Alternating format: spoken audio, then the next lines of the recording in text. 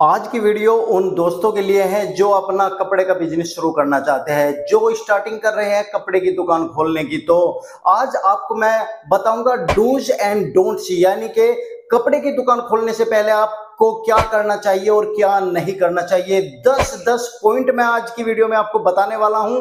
यदि ये 10-10 point dos and don'ts के आपने खुद इन पॉइंट्स को लिख करके अपनी दुकान पर एक शोकेस में या अपने सामने रख लिया तो यकीन मानिएगा पूरी जिंदगी आपको दूसरों की वीडियो देख करके बिजनेस के टिप्स एंड ट्रिक्स सीखने की जरूरत नहीं पड़ेगी। आपका बिजनेस ग्रो भी करेगा, आपके कपड़े बिकेंगे भी, आपका मुनाफा भी बढ़ेगा और छोटी दुकान से आप बड़ी दुकान कर पाओगे। बस आपको डूज एंड डोंट्स, यानी कि कपड़े की दुकान शुरू करने से पहले क्या करें और क्या ना करें, इन बातों का ध्यान रखना पड़ेगा। चलिए दोस्तों, ज्यादा वक्त बर्बाद नहीं करता, बस आपसे रिक्वेस्ट करता हूं कि वीडियो आपको पसंद आएगी लाइक अभी कर दीजिए, वीडियो को शेयर तब करना जब वीडियो पूरी देख लीजिए, चैनल को सब्सक्राइब कर दीजिए और बेल आइकन को जरूर दबाइए।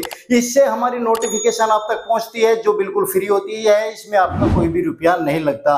चलिए दोस्तों, वीडियो शुरू करते हैं। नमस्कार, मैं हूं प्रहलाद सिंह, आप देख रहे हैं आपका अपना यूट्यूब चैनल तेजस व्लॉग। दोस्तों, आज मैं आपको बताने वाला हूं कि कपड़े का बिजनेस शुरू करने से पहले आपको क्या करना चाहिए, उसके बाद मैं 10 पॉइंट बताऊंगा कि क्या नहीं करना चाहिए। सबसे पहले आपको क्या करना चाहिए ये सुनिए। सबसे पहली बात, सबसे पहला पॉइंट, सबसे पहला टिप्स, नोट भी आप कर सकते हैं ये 10 के 10 पॉइंट।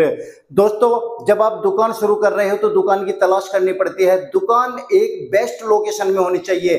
बेस्ट लोकेशन क्या होती है? बेस्ट लोकेशन होती है जहां पर कस्टमर का, लोगों का आना जाना हो, जैसे कि मार्केट बेस्ट लोकेशन होती है, या कोई ऐसा चौराहा जहां पे लोग रोजाना और दिन के 12 घंटे ज्यादा से ज्यादा भीड़ में इकट्ठे होते हो। ऐसी जगह आपको लोकेशन चूज करनी चाहिए। लोकेशन मस्ट होती है। लोकेशन अच्छी जगह होगी तो ग्राहक आपके बढ़ने ही बढ़ने हैं। दूसरा पॉइंट याद रखिएगा, दुकान को बनाते समय फर्नीचर सुंदर होना चाहिए। दुकान का अट्रैक्शन, दुकान की लुकिंग अच्छी होनी चाहिए।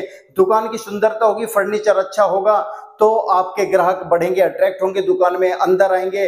कभी भी लोहे का रैक दुकान में ना लगाए, या तो आप लकड़ी का फर्नीचर अच्छा सा बनवाए या फिर आजकल स्टील का फर्नीचर चल रहा है, इस तरह का आप फर्नीचर जरूर लगवाए जिससे कि दुकान की लुकिंग बेस्ट लगे। पॉइंट नंबर 3, यदि आप फर्स्ट टाइम खरीदारी करने के लिए जा रहे हैं तो आप ध्यान रखिएगा जितना भी आपका बजट है उसका 1/4 बजट खर्च करके आए पहली खरीदारी में। यानी कि सपोज कीजिए आप कपड़े के बिजनेस में जीन्स और शर्ट खरीदने के लिए जा रहे हैं, आपके पास 1 लाख रुपए है तो सबसे पहली खरीदारी आप 25 से 30 हजार रुपए की कीजिएगा। करने के बाद आप घर वापस आइएगा, जब आप हिसाब लगाओगे तो आपको पता चलेगा कि आपको क्या खरीदना चाहिए था और क्या नहीं खरीदना चाहिए था। ये जो 25-30 हजार रुपए आप खर्च करके आए हैं, क्या सही आया या नहीं। फिर नेक्स्ट टाइम आप जा करके 1/4 की जगह जितना आपका पैसा बचा उसमें से आधा आपको तब खर्च करना है। और तीसरी खरीदारी में आप कस्टमर के बिहाफ पर जो कस्टमर डिमांड करता है तब आप बैकअप के लिए बचा करके रखिए और वो माल धीरे धीरे खरीद करके ले आए। टिप्स नंबर 4, आपको हमेशा ट्रेंडिंग कपड़े खरीदने चाहिए। मार्केट में जब आप जाओगे तो आपको ओल्ड फैशन के कपड़े भी नजर आने वाले हैं, या आपको वे कपड़े बिल्कुल नहीं खरीदने हैं जो आपकी पसंद के हो सकता है कि ओल्ड फैशन आपका पसंद हो, कस्टमर की बिक्री के लिए ध्यान में रखते हुए आपको ट्रेंडिंग कपड़े ही खरीदने हैं, ओल्ड फैशन की तरफ नहीं जाना है। टिप्स नंबर 5, दुकान में आपको फुल वैरायटी भरनी है। यानी कि यदि आप एक किसी कैटेगरी में, सपोज कीजिए मेंस की कैटेगरी का आप माल ला रहे हैं तो मेंस में आपको लेकर अंडरवियर से shirt, T shirt, jeans, trousers और जितना भी मेंस का गारमेंट्स है वो सब कुछ आपको फुल वैरायटी आपको करनी है। और एक डिजाइन में आपको कलर चार्ट रखना है, तब आपकी दुकान से ग्राहक वापसी नहीं जाएंगे और ग्राहकों की आपकी दुकान पर लाइन लगेगी। दोस्तों, यदि आप रेडीमेड गारमेंट्स में तीनों कैटेगरी में मेंस, लेडीज और किड्स तीनों वैरायटी में काम कर रहे हैं तो आपके पास अच्छा खासा बजट होना चाहिए जिससे कि वैरायटी फुल आ सके। पॉइंट नंबर 6, दोस्तों देखिए, कस्टमर होता है आपके 3 कैटेगरी के। 3 कैटेगरी का मतलब होता है कि एक ऐसा कस्टमर आता है जिसे सस्ता माल चाहिए, एक ऐसा कस्टमर आता है जिसे हाई माल चाहिए, अच्छी बेस्ट क्वालिटी का माल चाहिए, और एक ऐसे कस्टमर आते हैं जिनको मीडियम क्वालिटी के माल चाहिए।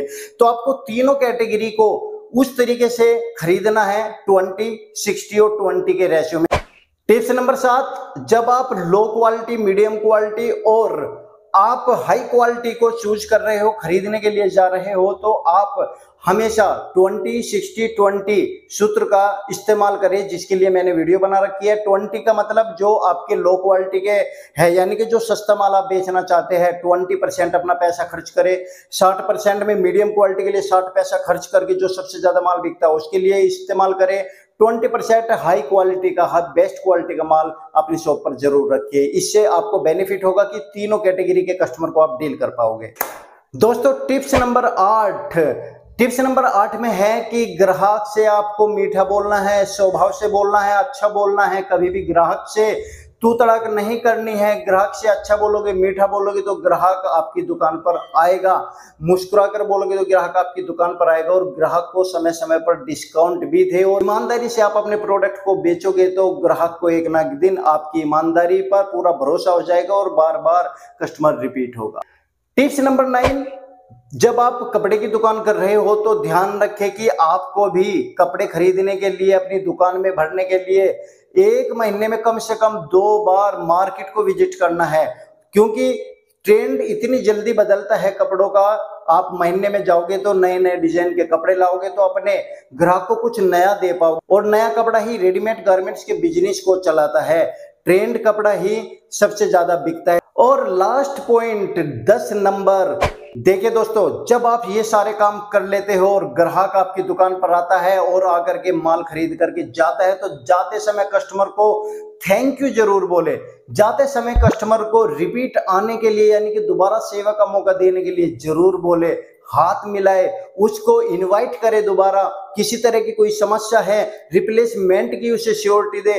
हर तरह की सुविधा से आप उसे कह सकते हो कि सर आप दोबारा आइए, सेवा का मौका दीजिएगा, जो भी हमसे सेवा होगी हम आपके लिए करेंगे। हर तरह की सुविधा आपके पास है। यदि ये 10 टिप्स आपने कर ली तो समझ लीजिए कपड़े के बिजनेस को चलाने से कोई नहीं रोकता। आप रेडीमेड गारमेंट के बिजनेस के बादशाह बन जाओगे, छोटे से बिजनेस को बड़ा कर लोगे। दोस्तों अब मैं आपको बताऊंगा कि 10 काम कौन से ना करें। यदि आप ये 10 काम करते हो शॉप पर, या आप नई दुकान खोलने वाले हो, तो इन 10 पॉइंट का ध्यान रखिएगा कि आपको क्या नहीं करना है। 10 पॉइंट मैं ये भी बता देता हूं। अब आपको क्या नहीं करना है। सबसे पहला टिप्स, अपनी दुकान की मोड़ी पर कभी भी आप ओल्ड फैशन का कपड़ा ना लटकाए। यानी कि जो नॉन ट्रेंडिंग हो, जो कपड़ा आपसे नहीं बिक रहा हो, तो वो कपड़ा आपको अपनी मोड़ी पर नहीं लटकाना है। मैंने बहुत सारे दुकानदारों को देखा है कि जो माल नहीं बिकता उसको मोड़ी पर लटका देते हैं, जिससे कि दूसरा कपड़ा गंदा ना हो। और मोड़ी आप रोजाना चेंज करें जरूर। अभी भी नॉन ट्रेंडिंग कपड़ा मोड़ी पर ना लटकाए, डिस्प्ले में ना लगाए। पॉइंट नंबर 2, ग्राहक से कभी भी बहस ना करे। ग्राहक को चुपचाप से सुने, ग्राहक को समझे और ग्राहक की सुनने के बाद ग्राहक की संतुष्टि के लिए वही काम करे जो ग्राहक चाहता है। ग्राहक से बहस करोगे तो ग्राहक आपकी दुकान पर दोबारा नहीं आएगा। इसलिए ग्राहक को चुप रहकर सुनना ही बेहतर होता है। ग्राहक से बहस कभी नहीं की जाती, उसकी हाँ में हाँ मिलाइएगा, तभी आप कामयाब हो पाओगे। पॉइंट नंबर 3, ग्राहक जब आपसे कोई माल खरीद लेता है और आपको उसे छूटे पैसे देने पड़ते हैं, सपोज कीजिए कि ग्राहक के 57 रुपए निकले या आप ग्राहक के 58 रुपए निकले, तो आप ग्राहक को चिल्लर बिल्कुल ना दे। आप उसे 60 रुपए दे दीजिए, 2 रुपए एक्स्ट्रा दे दीजिए। इससे ग्राहक संतुष्ट होगा, इससे ग्राहक आपकी दुकान पर रिपीट होगा और आपका व्यवहारिकता भी अच्छा बताएगा। इसलिए ग्राहक को चिल्लर कभी ना दे। टिप्स नंबर 4, मैंने बहुत सारे दुकानदारों को देखा है कि ऐसे ग्राहक की पहचान कर लेते हैं जो मोल भाव करना जानता हो, जो मोल भाव करके ही खरीदारी करता हो। तो वे दुकानदार क्या करते हैं, पहले से पहले ही ग्राहक को प्रोडक्ट का रेट बहुत ज्यादा बता देते हैं। और फिर जब ग्राहक मोल भाव करके तुड़वाता है तो उस प्रोडक्ट को इतना तोड़ देते हैं कि ग्राहक के मन में ये बात आ जाती है कि ये बंदा तो डबल रेट बताता है और आधे में दे देता है। तो हर बार वो इसी तरीके से खरीदारी करना पसंद करने लगेगा और आप लोग परेशान हो जाओगे, जिसमें आपको कुछ भी मार्जिन नहीं मिल पाएगा और कस्टमर भी टूटने का डर रहता है। यदि आपने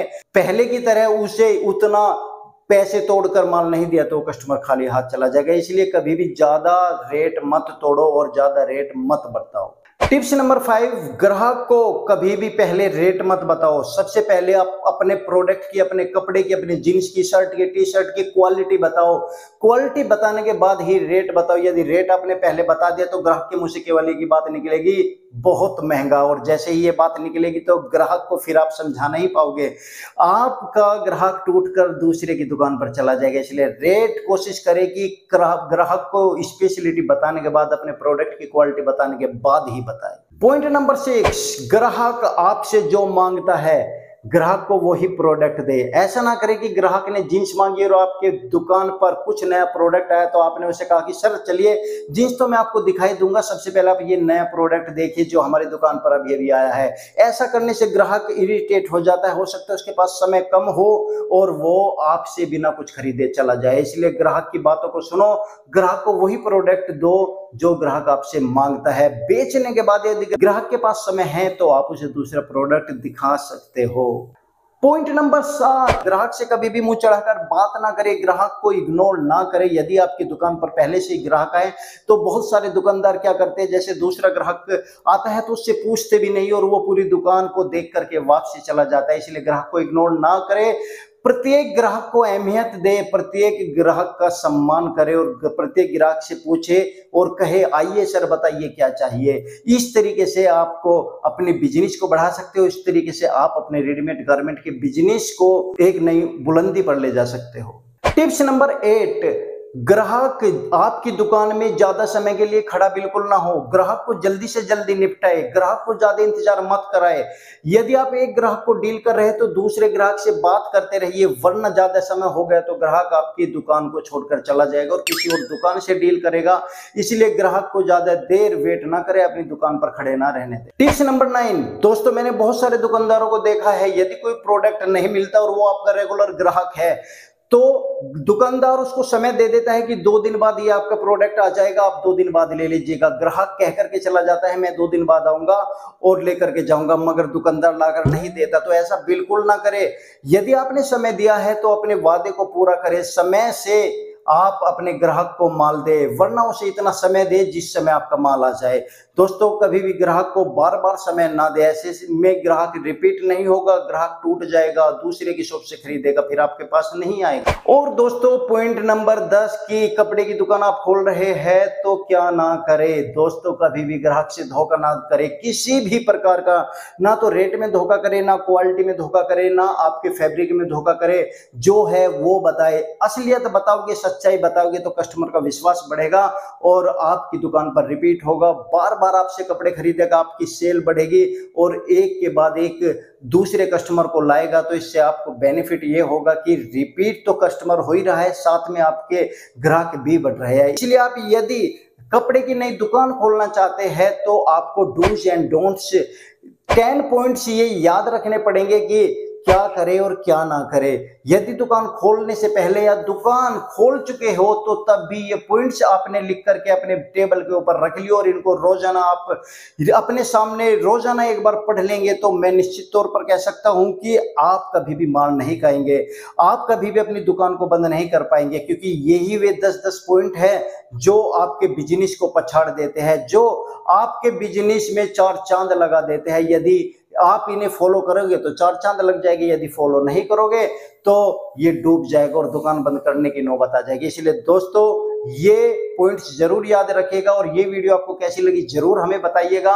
वीडियो पसंद आई होगी तो लाइक जरूर कीजिएगा, चैनल को सब्सक्राइब और नोटिफिकेशन को जरूर दबा दीजिएगा, क्योंकि रोजाना मैं आपके लिए नई नई वीडियोज लेकर के आता हूं जिससे कि आपका बिजनेस ग्रो कर सके। तो उम्मीद करता हूं वीडियो पसंद आई होगी। नेक्स्ट वीडियो में मैं आपसे फिर मिलूंगा शाम को 7 बजे। तो तब तक के लिए राम राम।